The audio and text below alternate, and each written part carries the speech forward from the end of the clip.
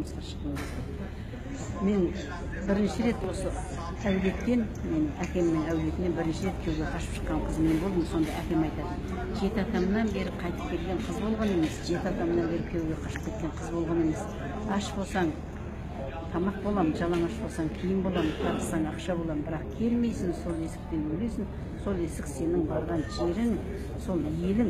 Сен енді өмірді төркініңмен емес, сол барған жеріңмен өмір сүресің. Сондықтан барған жеріңді құрметте, барған жеріңді қадірле, сол жерде сүйегің сол есіктен шықсын деп айтатын. Күйеуге шықты, бітті. Бүгін түнде ұзатты тойда. Таңертең сұрап тұрады, ұйқың қанды ма, қалай тұрдың, жаттың ба, тұрдың ба, кім не деді, енең не деді, күйеуің не деді, сен не істеп жатсың? Бұл өте дұрыс нәрсе емес ол.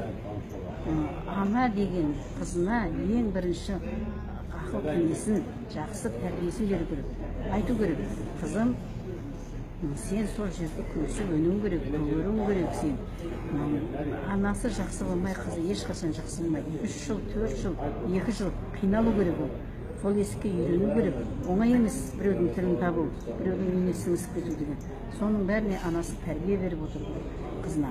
Айту керек, қызым, егер қызың 2 балалы, 1 балалы болып сол есікке сіңіскенге дейін сен қызыңның сөзін сөйлемей, ақылыңды беріп, басып, кеңестеріңді беріп, үйретіп отырсаң, 1-2 балалы болғаннан кейін шақырсаң да келтіре алмайсың. Бәрі тұрмысқа шықса болды, ауыртпалықты көтере алмайды. Семьядағы болып жатқан азғантай ғана ыдыс-аяқтың сылдырлағанын, болмаса бір ескертулерді, бір кішкене ененің жасаған ескертпелерін көтермейді. Күйеуінің бетінен алып, санаспайды. Ер азаматты қадір тұтып, бір деп білегінен, 2 деп етегінен ұстағаннан кейін, сол азаматты қадір тұту керек. Әйел қашанда ерден 1 саты төмен болу керек.